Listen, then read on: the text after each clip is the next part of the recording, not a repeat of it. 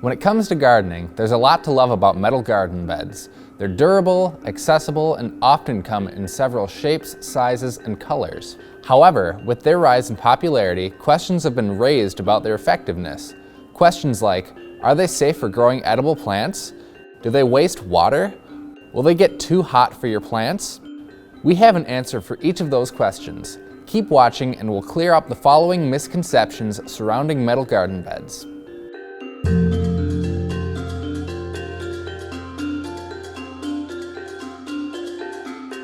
One of the biggest fears is that zinc used in the galvanization process will seep into the soil and damage the plants inside.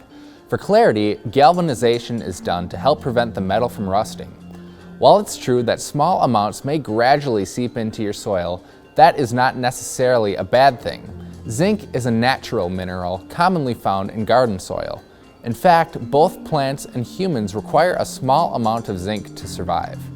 The microscopic amount of zinc that's absorbed is not enough to impact your plants or harm anyone who eats the vegetables grown in the garden bed.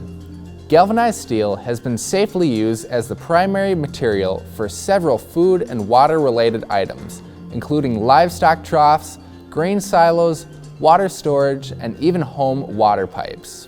Another concern is whether metal garden beds cause plants and soil to overheat. After all, metal gets very warm after sitting out in the sun all day.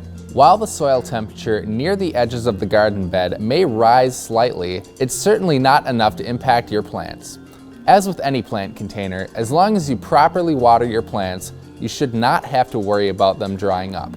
In fact, when temperatures drop towards the end of the growing season, the metal material will act as an insulator to keep the soil temperatures more consistent. Beginner gardeners can be a bit intimidated by the amount of soil garden beds require to set up. While it's true that garden beds require additional soil, they do not need as much as you'd think. Most plants and vegetables only require around 1 foot of soil to grow, so instead of filling the entire garden bed with just soil, use a filler like pine cones, packing peanuts, or sand to cover the bottom half of your garden bed. Then, place a piece of landscape fabric over the top of the filler so you can fill the top half with your preferred soil. Another advantage of raised garden beds is that you can choose the best type of soil for your specific plants instead of having to depend on the existing soil in your yard or garden. Raised garden beds are typically larger in size, and the thought of keeping the bed watered can seem daunting. But by following a few tips, you can keep the soil moist without constantly watering your garden bed. When it comes to gardening, choosing the right soil is key. According to a 2021 article by bobvila.com, it's best to use a lightweight soil mix for raised garden beds. This type of soil retains moisture, so you won't have to water your beds as often. Avoid using loose sandy soil as the water flows through it too quickly. Also, be sure to water your plants deeply at the soil around the base of the plant. Either a soaker hose or a drip irrigation system will work fine for garden beds. On the other hand, the opposite concern is that metal garden beds have poor drainage, causing your plants to drown in standing water.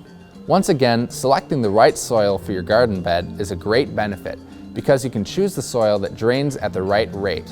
Plus, many garden beds are either bottomless or have drainage holes to let the water drain into the ground. Now that we've discussed some of the misconceptions about metal garden beds, you can feel confident using these stylish containers to grow delicious vegetables and beautiful blooms.